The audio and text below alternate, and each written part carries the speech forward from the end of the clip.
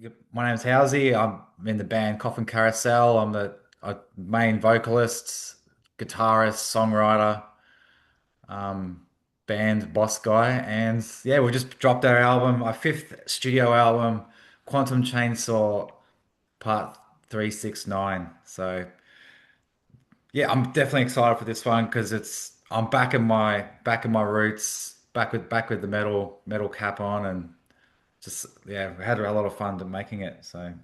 Fantastic, Howsie. Thanks for joining us today, brother. Yeah, it's good to always be back. No, right. As you say, Coffin Carousel released your fifth album, Quantum Chainsaw Part 369, back on September 26th. So she's been out a few weeks now. So what's the early reception like?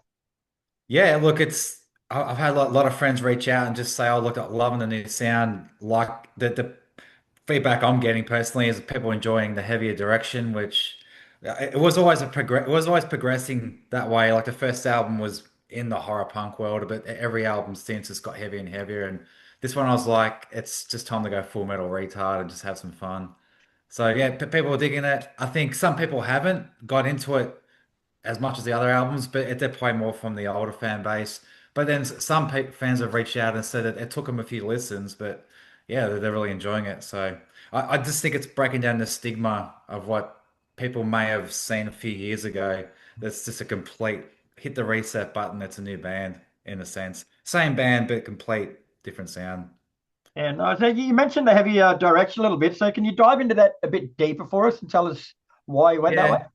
So I guess in my journey as a musician, I began playing in death metal bands, and when you're early 20s, you just love the aggression, love. I always love the technicality with the guitar playing and just the riffs and getting just the most ugliest, crazy sound out of your guitar amp that you could. So I've always loved death metal in general, and um, yeah. So I guess over the journey, I wanted to explore more other elements with Coffin Carousel originally. The band I was in before Coffin Carousel, Hatchet Dawn, was a horror metal band. And again, it was all dancing guitars, just really ugly sounds.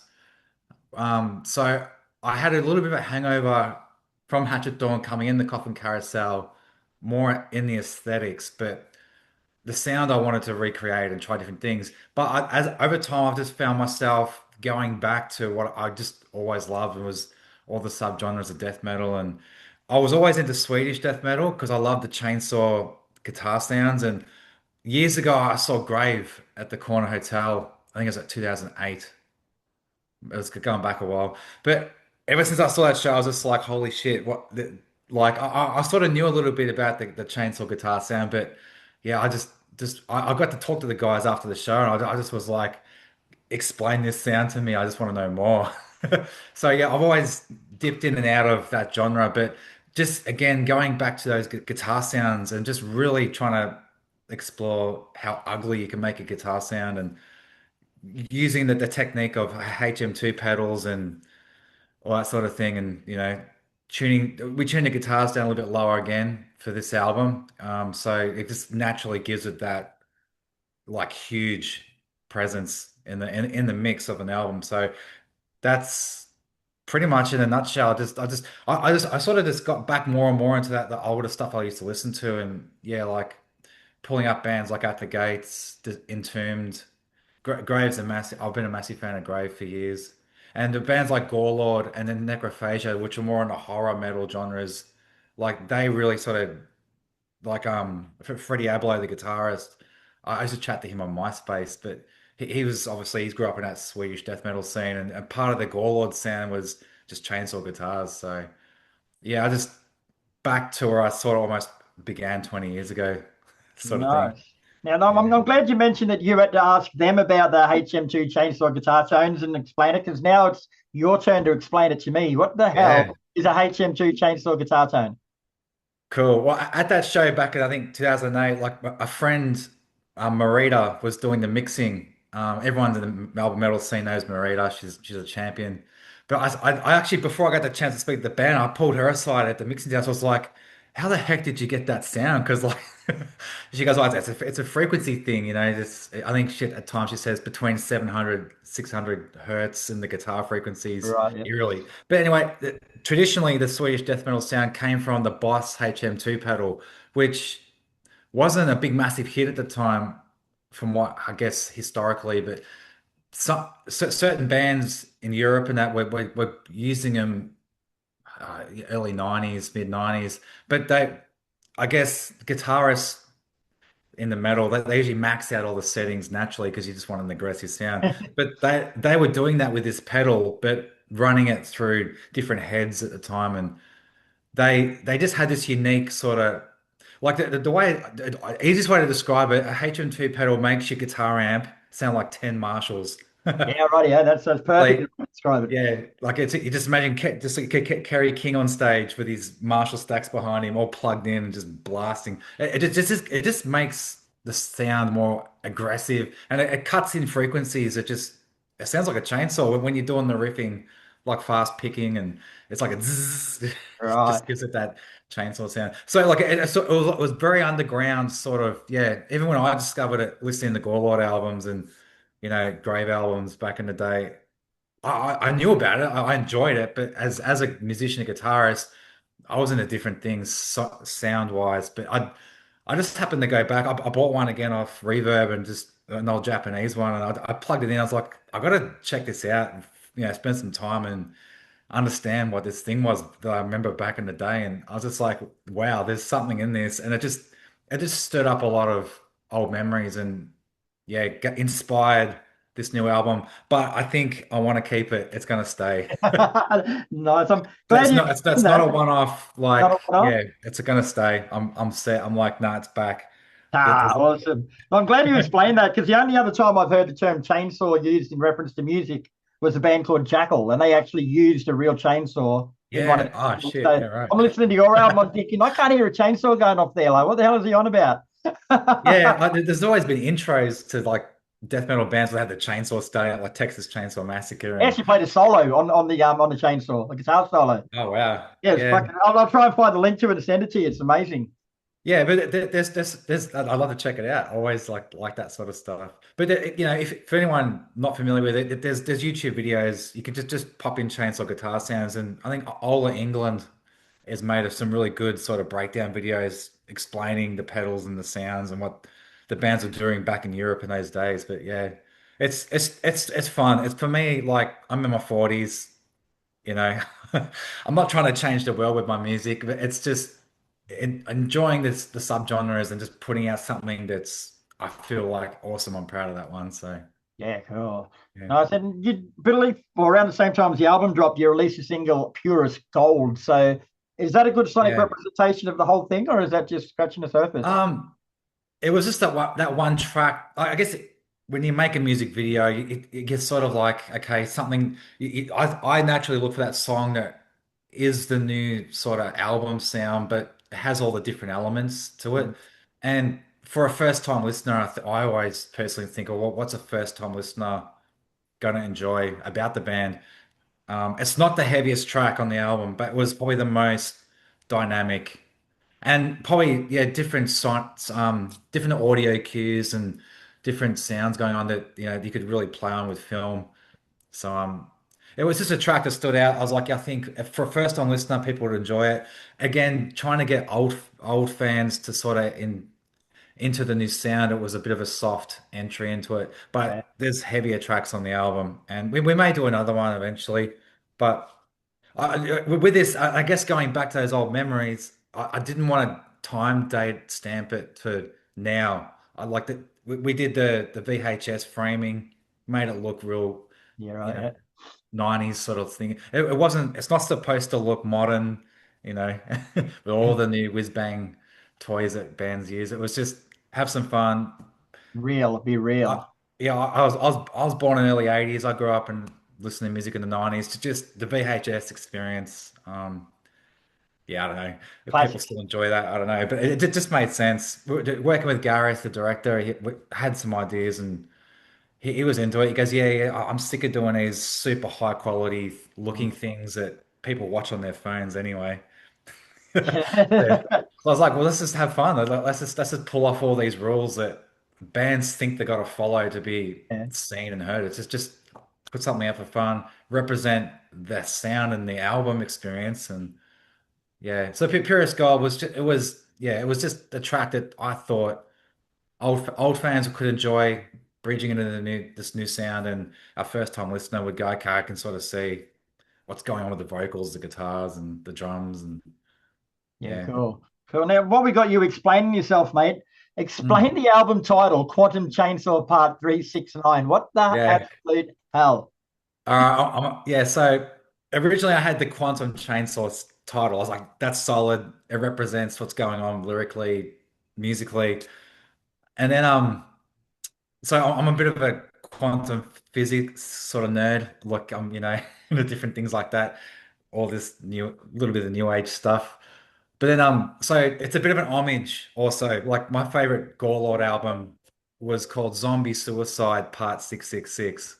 So it was a bit of a homage tribute to Freddie Abloh, and I changed didn't use copy the idea, but I just took the part 369. So if you're I think it was Nikola Tesla, the inventor, not the car maker. He kind of he left this theory and he after he passed that all the answers to the universe are in the sequence in the numbers of three, six, and nine. So Okay. if you're into numerology and different number maths and things like that, you find these trends with three, six, and nine. And obviously the Quantum Chainsaw was like just a bit of a horror title, just like horror happening in the quantum field. It's not so much on your doorstep like Texas Chainsaw Yeah. Massacre. It's like I don't know, a bit sci-fi maybe too. Cool. But That's it cool. was a horror title with a bit of an homage and just some nerdy stuff I'm into.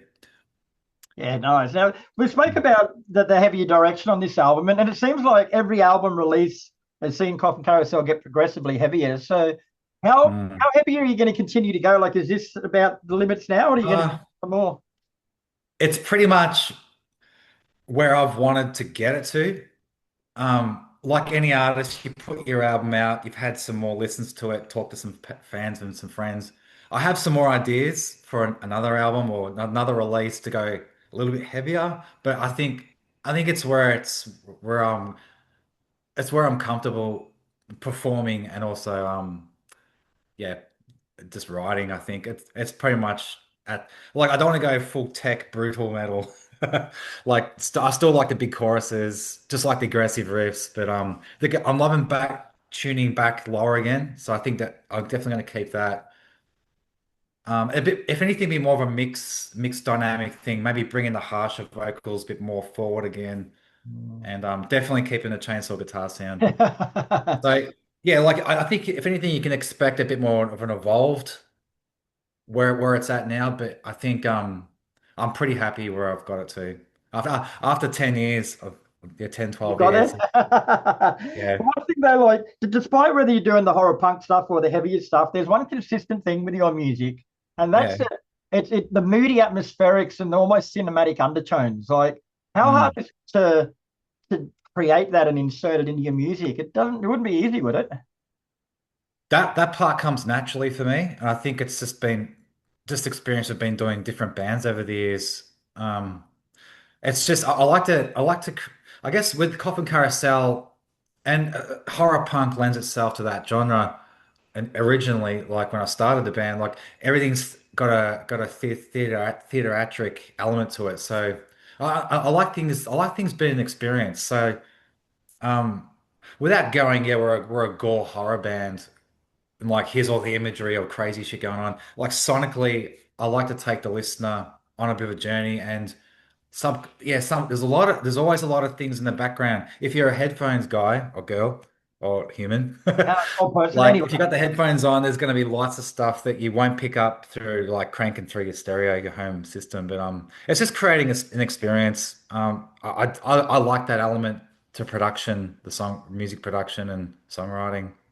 Yeah, very But cool. that part comes out naturally. I don't force it. So usually, as I'm working on songs, developing the tracks, building up all the instruments, you just might hear little things and go, oh. that part needs a little bit of this, or I might add some little strings, synth things in this part because it really accents the chord progression. Or so it's just building on what's already there. It's just adding in some candy for the listener experience. Yeah, very Yeah. nice. And you've got an album launch show coming up on October 24 at Revolver Band Room. So tell us more about Yeah. that, where people can get tickets. Yeah, tickets are on Mosh. I've got links all over the socials, and we've still got a website. So if you go to the show section on the website, the link's sitting there. Um, so Revolver traditionally hasn't been playing much metal these days. And when I grew up in my first band, we were playing Revolver every Wednesday night was the metal night. So um, it's like a DJ weekend sort of after hours club. It's open full time on weekends. But Wednesday nights were always the metal night. So I guess I cut my teeth or cut my All teeth in the right. Melbourne metal scene doing Revolver. And but then like as other venues and the scene sort of grew over the decades, Revolver stopped putting on metal shows, and it was yeah, I don't know. I spoke to a friend who was when we wanted to book the show, and he goes, actually, I can get Revolver for you if you want that date. And I was just like, awesome. That's like going back to old Also, school. yeah. But it's a really good venue. Like the stage is real high up, and the stage is kind of open in the room, so it doesn't matter if you're on the side or the center. Like you get a really good view of the band, and the sound spreads well in that room, and it's just a real cozy, tight room. Always looks good, always sounds good, and it's location wise, it's around public transport. So yeah, and it's closer to sort of I'm in the southeast of Melbourne, so a lot of my friends and yeah, people I speak to regularly, it's like easy for them to get to. So, Yeah. No but worries at all. yeah, we're sort of we're going to add some extra visuals to this show and try a few new things too. It won't be just us rocking on stage. There won't be any crazy go-go dances or guest burlesque like performances we've tried with in the past, but there's going to be the band rocking out, but just more visually, more show of a showcase sort of thing. Yeah, very nice. All right, Howsie. Well, thanks for your time, bro. It's been a pleasure speaking with you. The album Quantum Chainsaw Part 369 is out now, and I really, really enjoyed it, bro. I thought it was a fantastic album. So if you haven't heard it yet, Cool. check it out. It's for the metal scene. This one, like horror punk fans may hear some things that they like, but we've closed the door on the horror punk stuff, and we're just like, cool, we're a metal band, and this is where we're heading. So.